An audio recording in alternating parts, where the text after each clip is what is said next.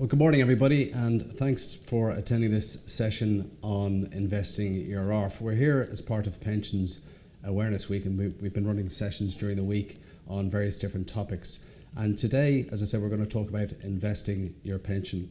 And for many people, the question about what to do with their pension only really starts when they retire. Until that point, the goal has been about accumulating as many assets as they can. And when you retire, you need to ensure that the funds are invested wisely, and knowing how to invest your pension, how you draw it down in retirement is a very important point. And we're going to talk about that today. And thanks to Sean Cassidy from Allen Retirement and Finance for joining us here today. So Sean, I guess most people tuning in here today may have an ARF given the topic, but there's probably a good few people out there that are tuning in and thinking about approaching retirement. So we thought we might just take a step back and have a chat about, when you're approaching retirement, what are the things you need to think about in terms of your options? Thanks, Fergal, for your time here this morning. The ARF was a concept that was introduced in the early 90s by the minister at the time, Charlie McCreevy. Traditionally, up to that point in time, when a person reached retirement age, whatever was in their fund, they took a certain portion as a tax-free lump sum, and then the balance was used to purchase a traditional annuity/stroke pension, whereby every month a person would get a monthly income guaranteed for their life and for their spouse's lifetime. The introduction of the ARF was a groundbreaker. It was a rule changer for an awful lot of people. ARF stands for Approved Retirement Fund. So in essence, what it is doing is giving ownership to the individual to plan their post-retirement years. So they decide what to invest the fund in, where to invest it, what type of assets to invest it in.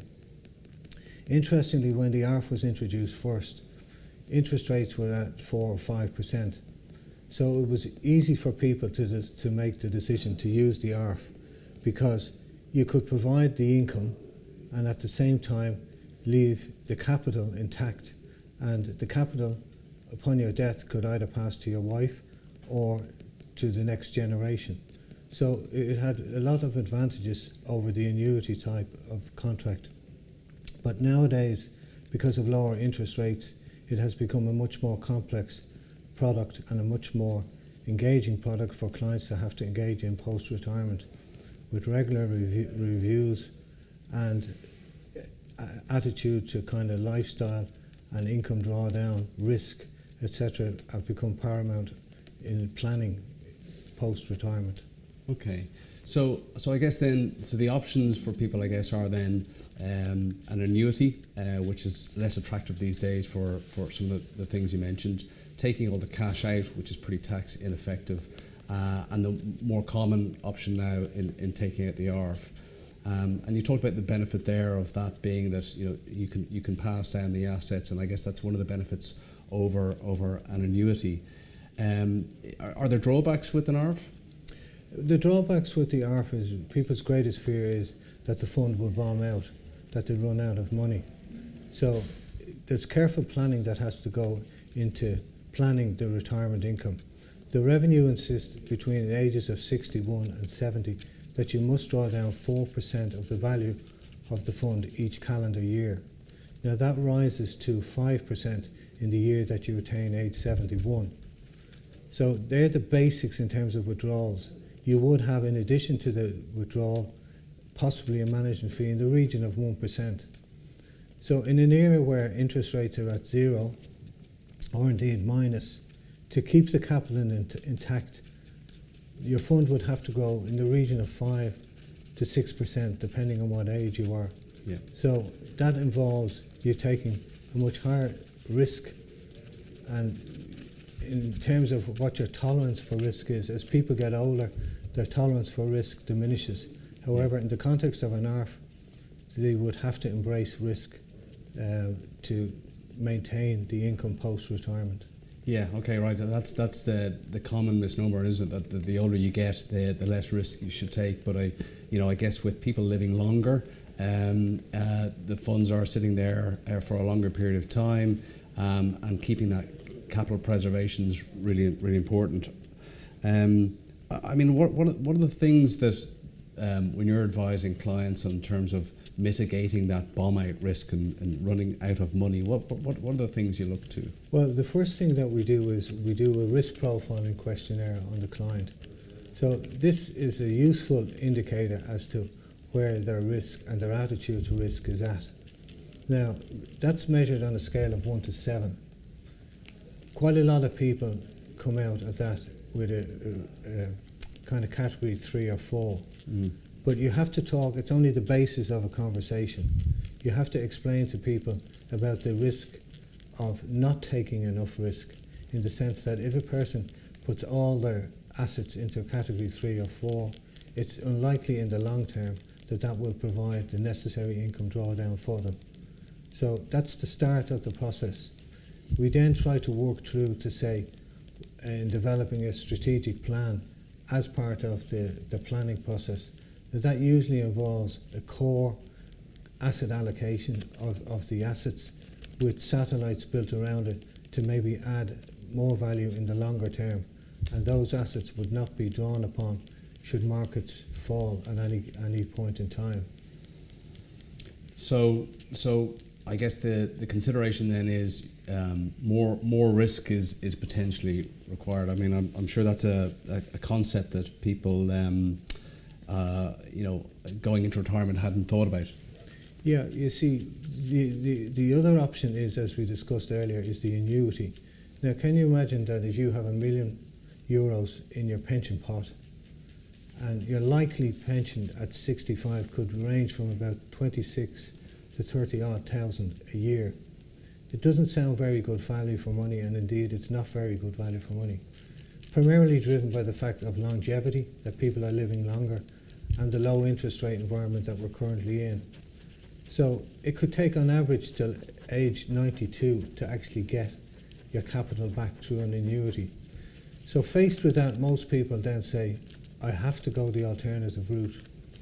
But they're wary of the alternative route because they're risk averse at that age. But they have to embrace risk. But it can be done in a controlled manner and in a manner that puts the client at ease. And from experience, I think if you set out what the expectation is, clients that can then have a better understanding and a better feel for what they're entering into. It's too simplistic when you run a risk profile to say, yes, you're a 3 or a 4, without actually explaining what exactly that means to a client. Yeah, sure. And I know that during Pensions Awareness Week, there's the whole session on what risk category am I and why. So that might be one that people watching here today may be interested in. Yeah, because one of the important aspects of planning post-retirement is what is called sequential risk. It's the way in which the returns are now generated. Because of the forced withdrawals each year, you have an added layer of risk in the sequence of the investment returns. So it's very important that that's explained to a customer, and the customer appreciates and understands that that risk is real, and that there is a solution to how to approach sequential risk. As it's often said, you can have all the right notes, but they could be in the wrong order. And that's what has to be avoided post-retirement. One of the most crucial points is handling and managing a sequential risk. Okay. And I guess there's a lot of talk out there about inflation risk as well. What part does that have to play when you're considering an ARF or a retirement solution for someone? Well, inflation is the greatest, or one of the greatest damages to wealth for any individual. Over a period of time, even an inflation rate of 1.5% will erode the purchasing power of your capital dramatically. And you must remember that a pension plan is in for the long term, 10, 20, 30 years indeed. So it's important therefore to invest in real assets, because real assets are what can protect you against inflation. And at the moment we're at an inflection point in terms of inflation. Inflation has risen because of COVID-19 to somewhere in the region of 5 to 5.5%. Now, the consensus view is that that is a temporary phenomenon, and when COVID goes out of the system, it will return back to more normal figures like 2%. but it still is a very damaging part and has to be planned for in terms of the asset allocation that you go into. Okay. And so, Sean, like, if we take on board the point that people need to consider taking more risk, and that needs to be in real assets, what in real language does that mean in terms of what exactly would people need to consider investing in? Well, what we say is real assets will be equities predominantly, property, commodities. But it's even within the framework of equities, there may be upwards of 11 different sectors in the equity market that people can invest in. So it's important to realise what areas are best suited to planning for post-retirement. You can invest in financials, utilities, IT, healthcare. So it's a matter of trying to get into the core approach a number of stocks that will actually form part of your strategic plan post-retirement. So it's not just good enough to say, I'm going to invest in equities. You've got to pick the sectors specific within those equities in order to get the rate of return that you're looking for. Absolutely. And I mean, there is evidence to support, to show that over, say, a 5-year period, the top performing fund manager in the equity space or the mixed asset space of a category 4 investor was double that of the one who was last in that sector. So just because you're going into equities doesn't necessarily mean that all equities are the same. And that's why proper advice, understanding, expectation of the returns are all integral parts of making sure that you have the right asset class and the right amount in each asset class to deliver the returns that are necessary. Yeah, I mean, I can see that. That's quite staggering. And I think the stats that we were talking about earlier, you had another stat where over the last last 5 years, the returns ranged from 29% to 63%. It's pretty staggering. Exactly, and there are also other options that can help in the formulation of the asset allocation. Things like simple put-call options, which are options that are put into the planning process so that if markets fall to the downside, that in some way you have a safety net to cushion the fall. Now, not every fund would have that facility, but there are funds out there that have that. There are funds out there that are more geared towards what we call growth companies in the IT and healthcare sector in particular, and that's where we feel that the returns are going to be in the future. So again, it's to make sure that clients understand that message and understand the reasons why, so that if returns are not achieved, why are they not being achieved, and how can I protect my returns to the downside if markets become volatile? Right. So that protection is the put call option. So I guess you're potentially taking more risk, but you're protecting yourself on the downside. Is that the idea? Absolutely, yeah. Without also interfering with your potential growth. Right. Because the fund can take a higher position in equities knowing it has a safety net underneath as well. Yeah. So you're getting it both on the participation in equities and on the protection side. Okay, so like there's quite a bit to think about when you're approaching retirement, I guess. And also another feature is invariably a certain percentage of people will not enjoy the best of health in retirement age. So there are ways and means of protecting your capital, and certain companies have additional features that in the event of death that the capital is protected for a certain period of time. So again, another feature that needs to be explored in the fact-finding process is the health of a person, and if there's any kind of issues genetically as well, because they can be very important in terms of planning and making sure that, again, expectations are met. Okay, so I guess the benefit to getting advice on this is, number one, you consider some things that you may not have considered before. There are certain products out there that can help mitigate in terms of or protect in terms of people's position on or people's health and there's also mitigants to additional risk. So quite, I guess I can see why somebody might want to speak to an advisor over this and get some good advice. Even in the core satellite approach, what we try to do is to have a core invested in maybe a category 4 risk profile, and then we would have satellites around that to enhance those returns in the long term. And if people are nervous as well of putting together a strategic plan, for some people what we do is we ring fence where the income is to come from. So that gives an additional ring of protection that they're not drawing upon assets in maybe the worst possible time.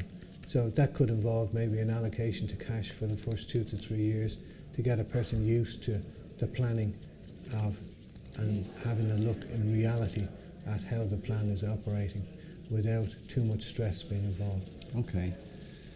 And when you're talking or thinking about investing funds for a client, there are 3 strands, isn't that right, to think about? Yeah, well, from the client's perspective, what would be deemed to be a successful return? What is the capacity and the willingness to take on board risk as well? And then what is the timeline for the investment? Now, those 3 are individual component parts, but they do form a unit. So if the client, for example, was looking to draw down 8% of income, and yet they wanted to only take a risk allocation at a lower level, we'd have to explain to them that there's got a real fear of the fund bombing out. If you're taking 8% and your investment return is likely to be in the range of about 3%, and then as inevitably investing in equities is a journey, there will be periods of negative returns. So when you combine all those factors together, it's not a good recipe for the fund. So again, we would thoroughly go through that with the client to make sure that they fully understand the consequences of the drawdown in that particular example. And I'm assuming then that people may either need to consider taking more risk or taking a lower withdrawal per year. Exactly. So again, we can try to design that, and we will run models for the client to show a worst case scenario, best case scenario, and a medium case scenario. And that can happen, that clients maybe retire for early and they're not getting the state pension, so they need extra income for maybe a 2 or 3 year period until the state pension comes in to cushion it, and then the income need drops. And that's proper planning in the sense that can be done, that can be achieved without too much long-term effect on the fund, once we know the circumstances are only temporary, not that the client wants to permanently take an 8% return. Right, okay. And how long in advance of retirement do you think people need to be thinking about this type of stuff? Well, certainly 2 to 3 years before retirement age, because there are different factors that we would check out first. One is the age they're currently at, their entitlement to social welfare, whether they have a full record. They may have other assets that they've forgotten about because they may have worked abroad, or they may have worked temporarily in other firms and maybe left a small deferred pension there. They may have other assets for income generation purposes. They may also, say, ease out into retirement, so they may continue to work for a period. So there are a lot of factors. A spouse may have income, a spouse may have entitlement to social welfare. So the proper planning would need to start 3 to 4 years before retirement age. Yeah. And that allows sufficient time as well that members, at 60 years of age can contribute up to 40% and get income tax relief themselves without an employer having to up their contribution. So there are avenues open to increasing the fund size in the last number of years, and that's an avenue that a lot of people now find interesting, because maybe with the mortgage cleared and children's education finished, that there may be spare income that can go into the pension fund, get the tax relief, and then have the effect of having a higher fund in a short period of time. Right. Okay. Yeah. Yeah. Well, I can see why. I guess the earlier you address this, the more chances you have of impacting that fund size. Well, everybody should aspire, and I use that word aspire, to having the maximum, which is 2 million in a pension fund. And if you look, $1 million will produce around, depending on whether there's a spouse's pension or inflation protection, somewhere in the region of maybe 33,000 a year. So 2 million would only produce 60 odd thousand. Sure. Which is not an excessive pension in retirement. Yeah, no, I'm 2 million sounds and feels like a huge sum Yeah. of money, but in the context of pension planning and perhaps having to last for upwards of 30 years post-retirement, that's what you have to think about. Yeah, okay, yeah. And I guess as part of Pensions Awareness Week, the concept here is for people to kind of think around what they want to do about starting their pension earlier, so that they can have, I guess, less of a cliff to jump off in terms of their lifestyle. Well, as a rule of thumb, you can either look upon it in two ways. If you defer starting the pension for 5 years, your pension fund is going to be halved when you retire, or else you're going to have to double the cost in 5 years' time. And that's a simple fact of compound interest over the long term. It has a dramatic effect. So the earlier you start, it is by far and away the best thing you can do, because you get the tax relief on it and you have the timeline for the compound interest to benefit you hugely. Okay, look, Sean, as always, some great advice from you there. And if I could maybe summarise some of the points that we talked about there, I think that people should consider the timeline versus the return against the size of the fund that they have. Consider ways to tackle the mismatch between all of those.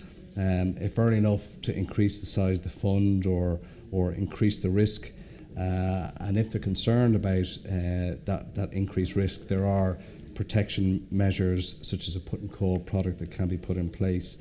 And certainly from speaking with you, Sean, about that, it's not a simple area, as is anything within pensions, but seeking some advice on this can be very beneficial. So thanks greatly for your time. It's great to speak to you, and I know that if anybody out there is looking for some more advice on this, they can contact the team at Pensions Awareness Week through the email address, which is hello@pensionsawarenessweek.ie, and we'll be sure to pass on any queries if anyone wants to pass something on to Sean on this topic. There's plenty of other sessions that we have during the week, such as approaching retirement 10 years out, another one on 5 years out, another one on 1 year out, on what risk category am I and why, and those can all be accessed online through pensionsawarenessweek.ie. So thanks again, Sean. Really appreciate your time today. Thank you, no problem. Thank you.